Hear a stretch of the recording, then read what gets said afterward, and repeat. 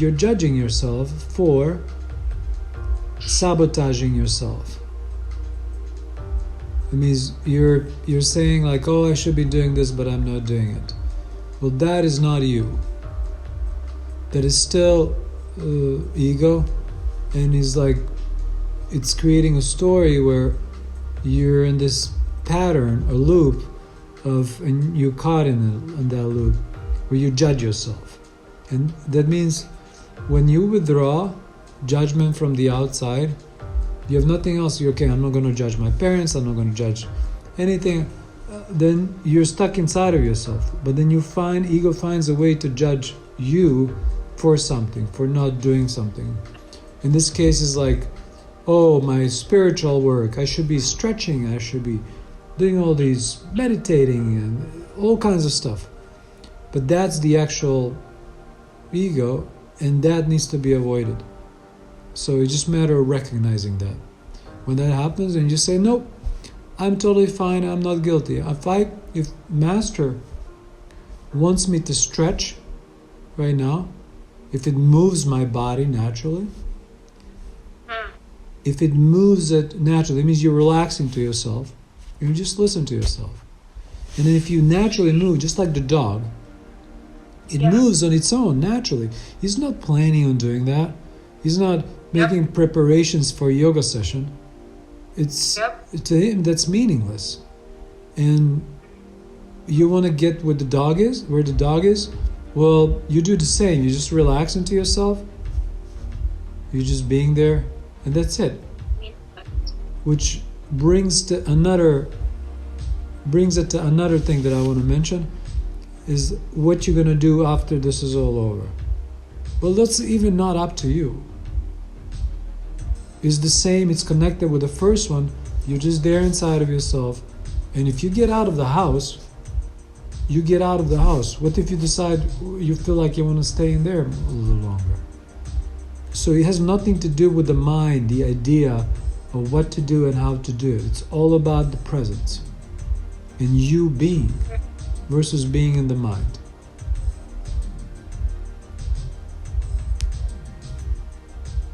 That's simple. And we often get caught in this, which is totally fine. But the sooner we recognize it, the easier it's going to be for us to get out of it. And then it becomes a habit. So the mind gets trained and works like a machine.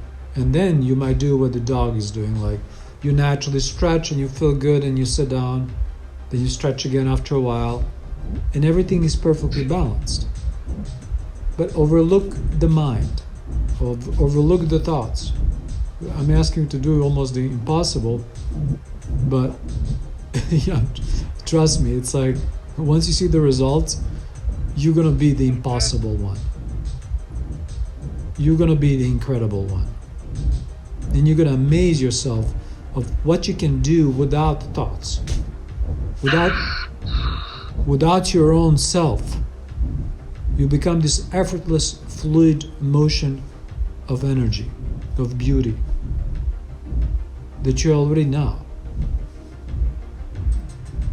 It's just a matter of tapping into it, and keep tapping into it. Keep tapping into it.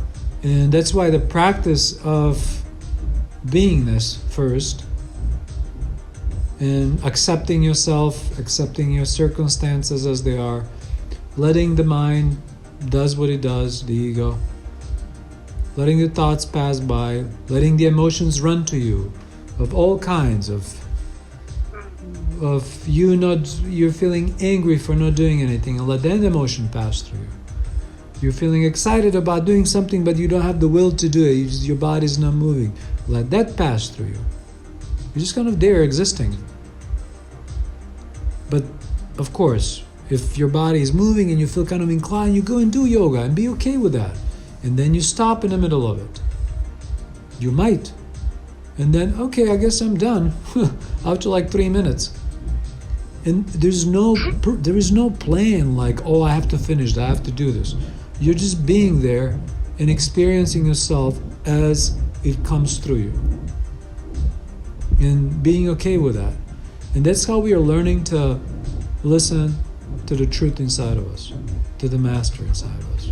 Our teacher is right there. In one way, it's simple and easy.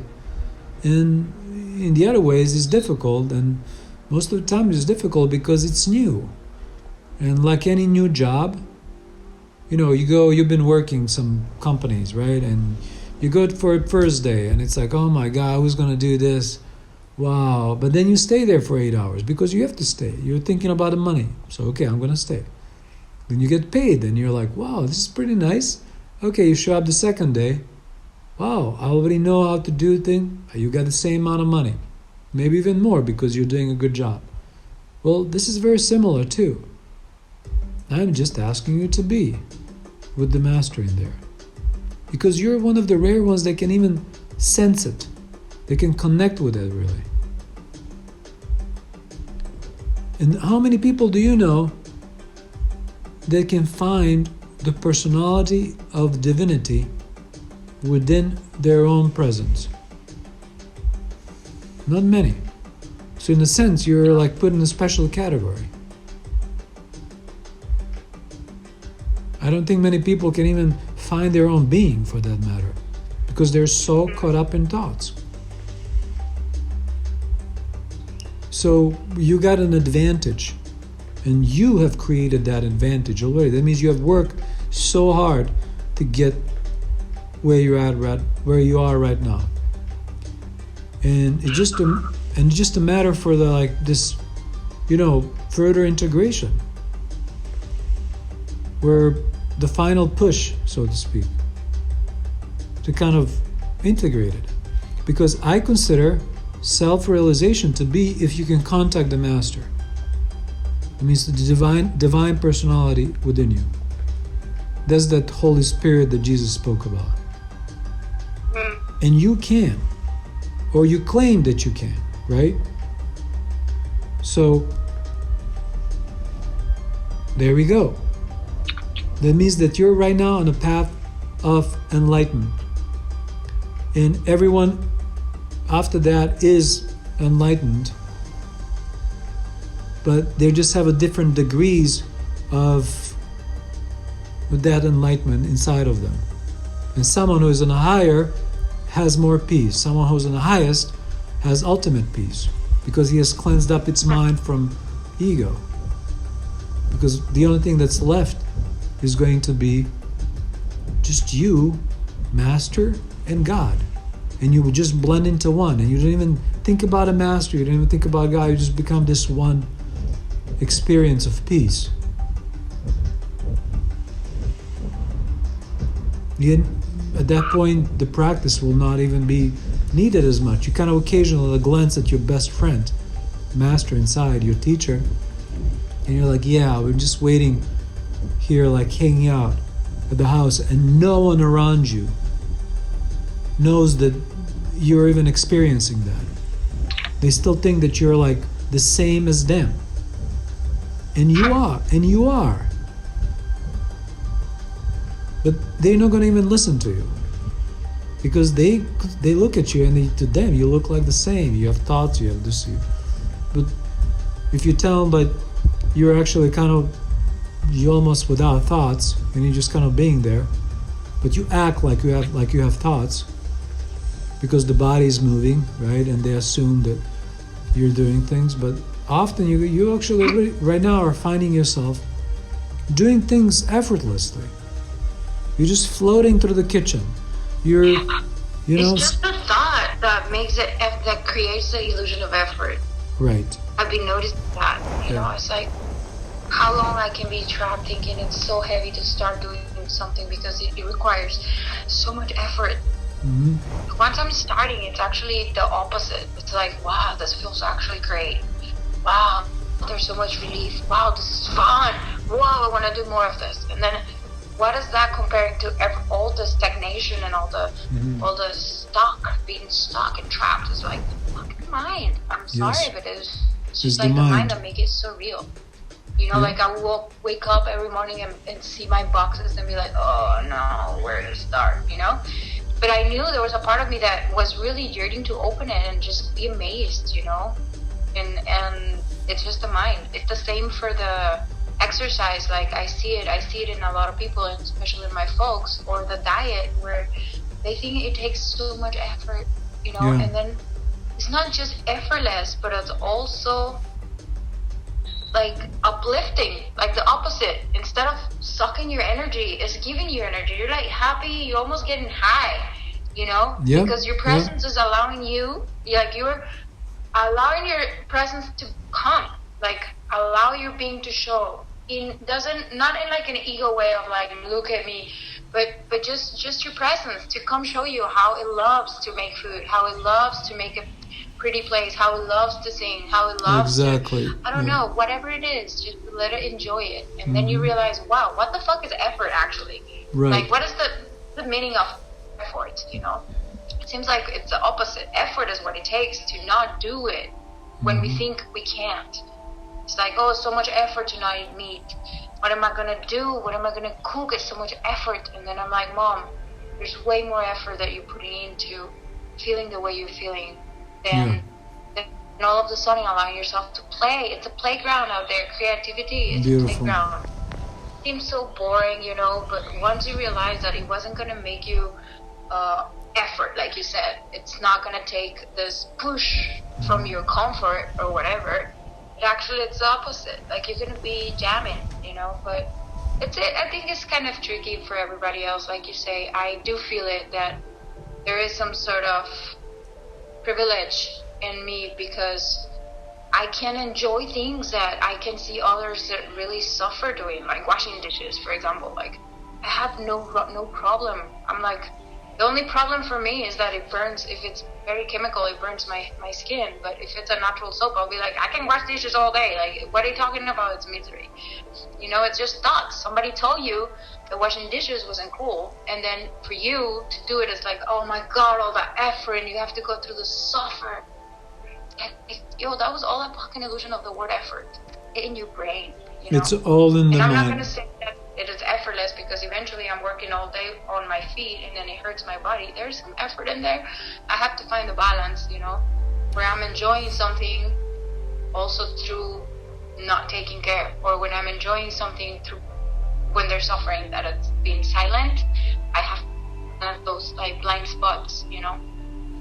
Yeah, it's like when you're moving with your being, like, and you feel it, like with the master inside, and you're focused in it. You're centered.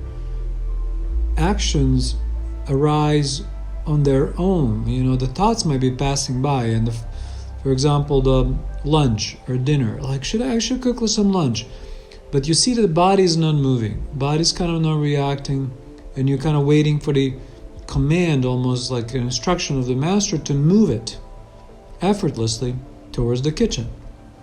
So you're just waiting. The second thought comes in after 5 minutes. We should make some like lunch. And then you still did not move. Then after 3 minutes, like a thought comes in and you naturally move. Like it's like there's almost that instantaneous like uplifting. And so you're just waiting for that moment when it is going to move you, not when you choose to force yourself to move. Yeah. And that takes practice. It's not like an easy thing to embody, because it's a completely new paradigm of living. And I think it's a new paradigm, and it's different. It takes practice, but at the same time, I think it's not such a difficult formula. Like it is, like if I see it in a whatever scientific way, you just said creation. Like you are allowing yourself and the source of creation to be the same. In that moment, you say the energy uplifts you, and it starts like happening. It's not really you, it's happening, and all of a sudden you came out with a feast. It's like, wow. And then there's all this joy, and then people get fed, or even just you. Exactly. You're amazed with this magical, amazing, yummy stuff you got for yourself. Right. And it was effortless. The other one, it's the force. When you say you have to force you And I think that is what messes our brains up, is when we feel forced. Like, I personally feel forced in many things, and then like the monster comes out, and then I destroy, and Kali is around, it's like, who's forcing who here, Right. I need to obviously work on that, but you help me right now see key. Like, that's key. Creation versus force. It's like, creation is the natural inertia of all the forces together, But then when there's force, it's not natural, unless it's a force of nature or a force of creation. But if it's coming from my mind, and with all those limited thoughts of like, oh, I wish I didn't have to do this, or like, oh, I wish it was different, or Right. all those like, I don't really feel like I want to, that is what makes it miserable. And then we're not really, we're present without being present, or we are present vibrating in a lower frequency because a part of us is not being pleased, because maybe the inner child was going to say, fuck it, I want to eat a fucking sandwich today, I don't want to cook, Right. But we didn't listen, and it was the mind that said, force you to do it because you have to do this and that. Exactly. It's very key. You give me key, because what is helping me here is that it's a mindset. It's like, I might be tired, or I might be wanting to go do something else and come make food, but I know that there's so much I receive by allowing my hands and the energy that I know that I embody from the source, that is not even gifted to me. We are the source. It's all of us. We are it. It's not being distributed just to one or two,